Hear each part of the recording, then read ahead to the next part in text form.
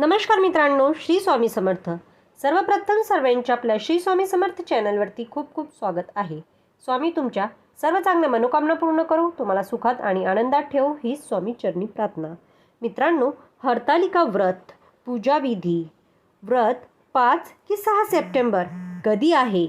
पहिल्यांदाच व्रत करणार असाल तर या गोष्टी लक्षात ठेवा, पूजा होईल सफल। पूजा कधी सोडावं, काय खायचं काय नाही, मंत्र, पूजा विसर्जन सर्व माहिती आज आपण आजच्या व्हिडिओमध्ये जाणून घेणार आहोत। पण त्याआधी व्हिडिओमध्ये पुढे जाण्याआधी जर तुम्हालाही भगवान शंकर आणि माता पार्वतींचा आशीर्वाद हवा असेल तर व्हिडिओ स्किप न करता शेवटपर्यंत पाहत राहा। चॅनलवरती नवीन असाल तर चॅनलला सबस्क्राईब करा आणि तसेच माहितीपूर्वक नवनवीन व्हिडिओ पाहण्यासाठी बाजूला बेल आयकॉनचं बटन आहे त्यालाही क्लिक करा, जेणेकरून मी नवीन व्हिडिओ अपलोड करेल त्याच नोटिफिकेशन सर्वात अगोदर तुम्हाला भेटेल आणि तुम्ही एक पण व्हिडिओ मिस करणार नाही। आणि कमेंट बॉक्समध्ये हर हर महादेव नक्की टाईप करा। हरतालिका तीज हा सण भारतीय महिलांसाठी खूप महत्त्वाचा आहे, दोघंही विवाहित तसेच अविवाहित। हरतालिका तीज हा शब्द हरतालिका या नावावरून आला असल्यास सणांचा आख्यायिका सांगतात।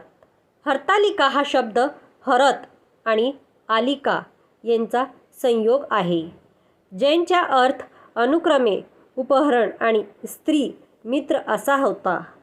असं मानलं जाते की देवी पार्वतींच्या मैत्रिणींनी तिला घनदाट जंगलात नेले, जेणेकरून तिच्या वडिलांनी तिचे इच्छेविरुद्ध भगवान विष्णूशी तिचे लग्न लावू नये। हरतालिका तीजच्या दिवशी विवाहित स्त्रिया आपल्या पतीची कल्याणासाठी उपवास करतात आणि अविवाहित स्त्रिया त्यांना हवा असलेला नवरा मिळावा म्हणून उपवास करतात। श्रावण महिना संपल्यावर वेध लागतात ते भाद्रपद महिन्यातील पहिल्या सणाची। हरतालिका व्रत हे वर्षा ऋतूत येते। वट सावित्री, मंगळागौर आणि हरतालिका हे व्रत महाराष्ट्रात महिलांचे आवडते आणि त्यांचे समर्पित असे व्रत आहेत। त्यातही हरतालिका व्रताचे खास वैशिष्ट्य आहे। ह्या व्रताची देवता भगवान शिव आणि माता पार्वती आहे। पूर्वजन्मी सती पार्वतीने शंकरालाच वर ले होते। तिचा पिता दक्ष प्रजापती यांनी एकदा अज्ञात शंकराचा अपमान केला होता। तो सहन न होऊन पार्वती मातेने यज्ञकुंडात स्वतःला जाळून घेतलं आणि नंतर ती हिमालयाची कन्या म्हणून जन्माला आली। पुन्हा उग्र तप करून पुन्हा ती भगवान शंकराची अर्धांगिनी झाली। अशी ही दृढनिश्चयी आणि स्वाभिमानी पतिव्रता पार्वती ही महिलांची महान आदर्श आहे, म्हणून तिची पूजा करून तिच्याजवळ पतीला उदंड आयुष्य आणि आरोग्य मागतात। हरतालिका तीज शुभ तिथी मुहूर्त भाद्रपद महिन्याच्या शुक्ल पक्षातील तृतीय तिथी 5 सप्टेंबर रोजी दुपारी 12:21 वाजेपर्यंत, दुसऱ्या दिवशी 6 सप्टेंबर रोजी 3:01 वाजेपर्यंत असणार आहे। तसंच हरतालिकाचे व्रत हे भाद्रपद तृतीय तिथीला म्हणजे गणेश चतुर्थीच्या आदल्या दिवशी करण्यात येते। अशामध्ये 7 सप्टेंबरला गणेश चतुर्थी आहे असल्याने हरतालिकाचं व्रत हे 6 सप्टेंबरला आणि धर्मशास्त्रात उदयतिथीनुसार व्रत केले जाणार आहेत। हरतालिकाचं व्रत म्हणजे काय? सौभाग्य प्राप्ती तसेच वृद्धी आणि ऐश्वर्य, सुख समृद्धी प्रीत्यर्थ हे व्रत भाद्रपद शुद्ध तृतीयेचे मंगल दिवशी केले जाते। आपस्तंभ ऋषीच्या सांगण्यानुसार तृतीय चतुर्थी सम्मिलित दिवशी हे व्रताचरण केल्यास स्त्रियाला वैध्य येत नाही आणि मुलं नातवंडांनी वंशवृद्धी होते अशी मान्यता आहे। या व्रतामध्ये शंभो महादेवाला श्रेष्ठ दर्जा देण्यात आलेला आहे असून पार्वतीने सुखप्राप्ती हेतू हे व्रत आचरावे अशी सूचना केली असेही सांगितलं जाते। हरतालिकाची पूजा साहित्य आपल्याला काय काय लागणार आहेत तर ते जाणून घेऊया. हळद, कुंकू, गुलाल, रांगोळी, नारळ, 2 केळी, इतर फळं, 12 विड्याची पानं, 10 सुपाऱ्या, 5 खारक्या, 5 बदाम, कापसाची वस्त्र, कापसाच्या वाती, जानवे, पंचामृत, अक्षता, निवडलेले धुवून वाळलेले तांदूळ, अष्टगन, सिंदूर, बुक्का, अत्तर, सुगंधी तेल, कोमट पाणी, कापूर, सुट्टे पैसे, फुलं, तुळशी, दुर्वा, उदबत्ती. आणि सौभाग्य अलंकार, आपल्याला माता पार्वतींसाठी पण सौभाग्य अलंकार घ्यायचे आहेत. तर त्यासाठी हळदी, कुंकू, बांगड्या, गडसेरी, काजळ, कंठसूत्र. फुलं कुठले तर फुलं चाफा, केवडा, कन्हेर, बकुळ, कमळ, शेवंती, जास्वंद आणि मोगरा. तर पत्री म्हणजे आपल्याला पत्ते कुठले लागायचे तर पत्ते तुम्ही अशोक, आवळी, दुर्वा, कन्हेर, कंदन, ब्राह्मी, आघाळा आणि खूप महत्त्वाचं ह्या दिवशी आहे बेलपत्र. तर बेलपत्र घ्यायचं विसरू नका. आवर्जून बेलपत्र पूजामध्ये आणावे. हरतालिका व्रताची पूजाविधी. हे व्रत हरतालिकाच्या दिवशी सकाळी लवकर उठून स्नान आवरून धुतलेले वस्त्र परिधान करून मगच करावे. हे व्रत करणाऱ्या स्त्रियांनी प्रथम आपण हे व्रत करत आहोत असा संकल्प करून मग पूजा करावी. पूजेचे स्थान स्वच्छ आणि सुभूषित करावे. शक्य असल्यास सत्यनारायण पूजेच्या वेळी बांधतो तसे केळीचे खांब बांधून चौरंग फुलांनी सजवा. स्वतः व्रतकर्त्या स्त्रियांनी रेशमी वस्त्र आणि विविध अलंकार घालून मग पूजेला प्रारंभ करावा. त्या चौरंगावर कलश ठेवून पूर्ण पात्रात अथवा चौरंगावर कोरे रंगीत वस्त्र घालून त्यावर तांदूळ परसून पार्वती मातेची वाळूची अथवा शाडूची मूर्ती शिवलिंगासह स्थापन करावी. संकल्प गणेशपूजन, शिवपार्वती मातेचे ध्यान करून त्यांची षोडशोपचारी पूजन करावी. उपलब्ध फळे, फुलं अर्पण करून मंत्रसह त्यांची प्रार्थना करावी. यावेळी शिवपार्वती मानून एका दाम्पत्याचे देखील पूजा करावी. आपल्या ऐपतीनुसार त्यांना अन्न, वस्त्र, दक्षिणा द्यावी. स्त्रियांनी हळद, कुंकू आणि दान द्यावे. ह्या दिवशी अग्नीशी संपर्क झालेल्या कुठलेही पदार्थ व्रतकर्ता स्त्रीने खाऊ नये असा विशेष नियम आहे. त्यानुसार केवळ फलाहार द्यावा. रात्री जागरण करावे. देवीची धूपारती करावी. कथा ऐकावी. दुसऱ्या दिवशी देवीची पंचोपचारी पूजा करून तिला खिचडीचा नैवेद्य दाखवा. अक्षता वाहून तिचे विसर्जन करावे. या पूजा विविध थोडाफार फरक काही ठिकाणी आढळतो. काही ठिकाणी पार्वतीबरोबर तिच्या सखीचीही पूजा केली जाते. हिमालय कन्या पार्वती हिने तिला आवडलेले शिवशंकराची आपला विवाह व्हावा म्हणून अतिशय निग्रहाने हे व्रत केलं. ह्या व्रताचा प्रभावाने तिचा हा प्रतिविवाह विघ्नपणे पार पडला. हरिता म्हणजे जिला नेलं ती आणि लिका म्हणजे सखी. सखीने पार्वतीला हे व्रत सांगितले म्हणून सखी पार्वतीसह हरतालिकेची पूजा इच्छित वरप्राप्तीसाठी केली जाते. जसा पार्वतीला मनासारखा पती शंकर मिळाला तसा मला मनासारखा पती मिळो अशी ती कथा. आता दही किंवा नारळ पाणी पिऊन उपवास करा. उपवास करण्यापूर्वी दही खावे किंवा नारळ पाणी पिवे. नारळ पाणी शरीरातील पाण्याची कमतरता पूर्ण करते आणि दही खाल्ल्याने जास्त तहान लागत नाही. पाण्याशिवाय उपवास करण्यापूर्वी दही किंवा नारळ पाणी सेवन केल्याने उपवासात तहान कमी होते. आता हरतालिकाचे व्रताचे काही नियम. हरतालिका व्रत करत असताना खालील नियम लक्षात ठेवा म्हणजे तुम्हाला व्रताचं फल तुम्हाला निश्चित मिळेल. हे व्रत सुहासिनी आणि कुमारिका यांनी करावे. हे व्रत भाद्रपद शुद्ध तृतीयेला करायचं असते. वटसावित्री, मंगळागौरी याप्रमाणे हरतालिका पूजा सामुदायिक पद्धतीने करता येते. घरातील पूजेची जागा स्वच्छ असावी.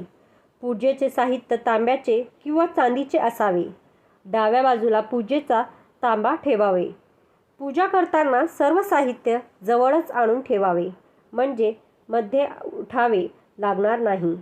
हरतालिका व्रत करताना खास पत्री, पाने आणि फुले लागतात. त्यांची सोय आधीपासून करण्यास सुरुवात करावी, म्हणजे धावपळ होणार नाही. प्राणप्रतिष्ठानंतर विसर्जनपूर्व उत्तर पूजा होईपर्यंत मूर्ती हलू नाही. मूर्ती मातीच्या असल्यामुळे पूजेचे उपचार हळूवारपणे करावे. मूर्तीवर फुले उडू नाही, हलकेच फुले वहावीत. देवीवर पाणी फुलाने शिंपडावे. देवाला अनामिकेने गंध लावावे. कुंकू, अक्षता, उजव्या हाताची अनामिका, मधलं बोट व अंगठा यांच्या चमटीने वहावेत. विड्याची पाने, उतांडी व देंड देवीकडे करून देवीसमोर ठेवावीत. वर सुपारी ठेवावी. शेंडी देवीकडे करून नारळ ठेवावा. देवीच्या उजव्या बाजूला घंटा, डाव्या बाजूला समई आणि तुपाचा दिवा निरंजन उजव्या बाजूला ठेवाव्या. उदबत्ती निरंजनाजवळ ठेवावी. पूजेला प्रारंभ करताना समई प्रज्वलित करावी. निरंजन पेटवावे. देवीच्या मूर्तीसमोर प्रकाश पडेल अशा पद्धतीने उदबत्ती, निरंजन, कापूरवाती ओढावी. डाव्या हाताने घंटानाद करावा. श्री हरतालिका व्रत कथा वाचावी.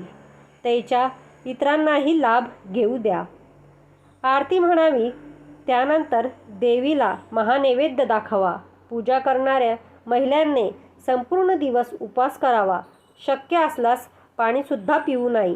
रात्री जागरण करावे. पूजेनंतर माता पार्वतीच्या नावाने एका सुहासिनीची खाण्या राहण्याने वटी भरावी. दुसऱ्या दिवशी सकाळी उत्तर पूजा होईपर्यंत समई पेटलेली असावी. उत्तर पूजेनंतर हरतालिकेच्या मूर्ती देवीवर वाहिलेले फुलं, पत्री समुद्र, नदी, तळे किंवा वाहत्या स्वच्छ पाण्यात विसर्जित कराव्या. दुसऱ्या दिवशी सकाळी उत्तर पूजा करून व्रताचे पारायण करावे. हे व्रत अत्यंत प्रभावी असून शुभकारक, सौभाग्य रक्षण आणि सौभाग्य संवर्धन करणारे आहे. यश, आनंद, कीर्ती, सुख, ऐश्वर्य, वैभव प्राप्त करून देणारे हे एक महान सौभाग्य व्रत आहे. प्राचीन काळापासून महिला हे व्रत करत आलेले आहेत. पतीचे प्रेम कायम राहावे, पती आरोग्यवान राहून त्याचे आयुष्य वाढावे म्हणून पतिव्रता स्त्रिया हे व्रत मोठ्या निष्ठेने आणि भक्तिभावाने करतात. या दिवशी उपवास करताना लहान मोठे सर्वांचा आदर करा. या दिवशी कुठल्याही अपशब्द वापरू नका, ज्यामुळे तुमचं मन दुखू शकते. तसंच महिलांनी पतीशी भांडण करू नये किंवा अपशब्द वापरू नये. याशिवाय उपवासाच्या दिवशी जाणून बुजून किंवा न कळत कुटुंबातील कोणाशीही वाईट वागू नका. व्रताच्या दिवशी दुपारच्या वेळी झोपून राहू नये. उपवास करणारी महिला दिवसा झोपली तर ते शुभ मानलं जात नाही. शास्त्रानुसार जर कोणी हरतालिकेचे व्रत पाळण्यास सुरुवात केली तर त्यांनी मध्येच सोडू नये. हे देखील शुभ मानलं जात नाही. दरवर्षी तुम्ही ते संपूर्ण विधीपूर्वक पूर्ण करावे. शास्त्रानुसार हरतालिकेच्या वेळी व्रत करणारे आपल्या रागावर नियंत्रण ठेवावे आणि स्वतःवर नियंत्रण ठेवणे अत्यंत आवश्यक आहे. या दिवशी कोणत्याही प्रकारचे वाद घालू नका. तसेच व्रत पाळताना तुमचे मन शांती आणि शांत असावे. ज्योतिषशास्त्रानुसार हरतालिका व्रतामध्ये चुकूनही पाणी किंवा अन्नाचं सेवन करू नये, कारण हे व्रत निर्जळ करायचं असते. तसंच या दिवशी भगवान शिव आणि माता पार्वतींचे नामस्मरण करण्यात वेळ घालावा. हरतालिकाच्या व्रताच्या दिवशी उशिरापर्यंत झोपू नाही. लवकर उठून नित्यकर्म आटोपून देवाची पूजा करावी. तसेच या दिवशी अंगातील सगळ्या आळस झिटकारून टाकावा. या दिवशी सूर्यप्रकाश टाळा. दमट उष्णतेमुळे आणि सूर्यप्रकाशामुळे शरीराचे डिहायड्रेशन होऊ लागते आणि खूप तहान लागते. उपवास करताना तुम्ही तुमची तहान नियंत्रण ठेवता, पण शरीराला पाण्याची गरज भासते.